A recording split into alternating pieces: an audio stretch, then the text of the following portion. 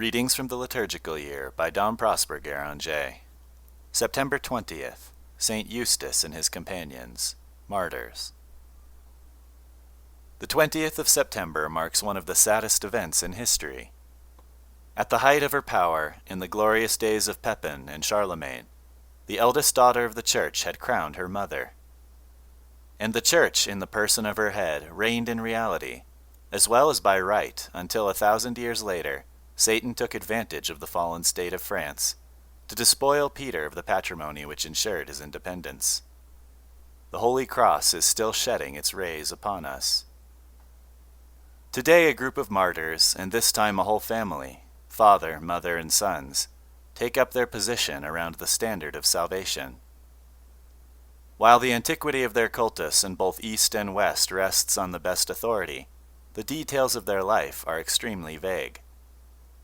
Could Placid the Tribune, whose exploits are recorded by Josephus in his War of the Jews, be the same as the Eustace we are celebrating today?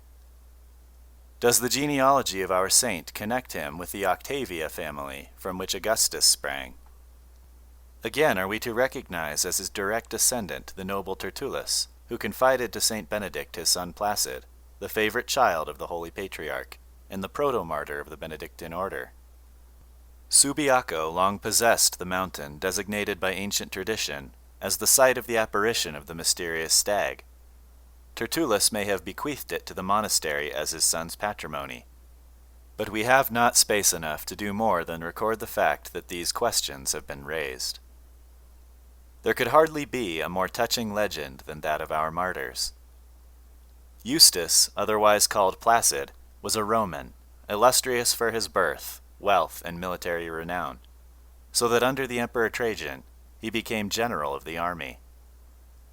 Once while hunting, he was chasing a stag of remarkable size, which suddenly halted and showed him between its horns a large and bright image of Christ our Lord hanging on the cross, and inviting him to make everlasting life the object of his pursuit.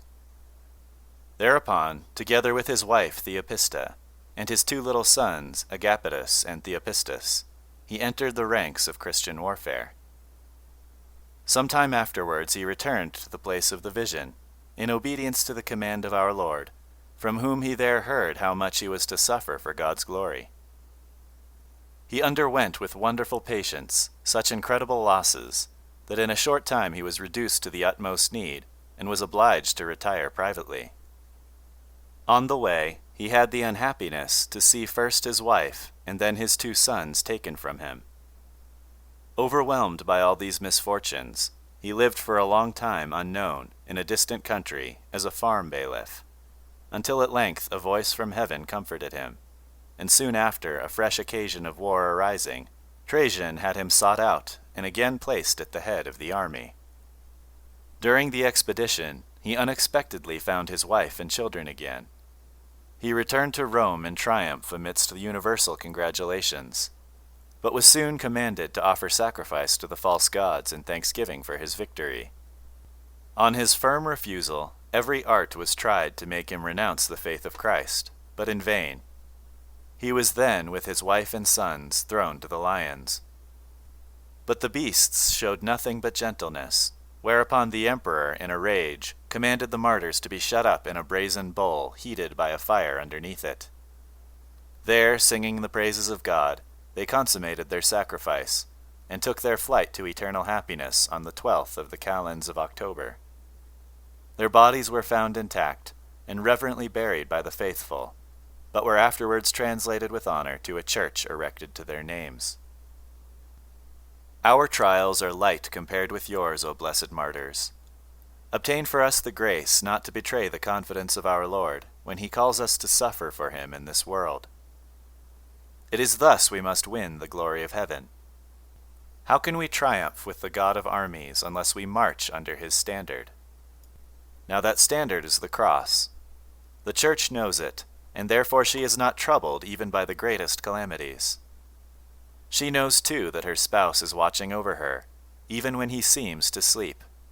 And she looks to the protection of such of her sons as are already glorified. And yet, O martyrs, for how many years has the sorrowful shadow of a sacrilegious invasion hung over the day of your triumph? Rome honored you with so much love. Take vengeance on the audacity of hell, and deliver the holy city.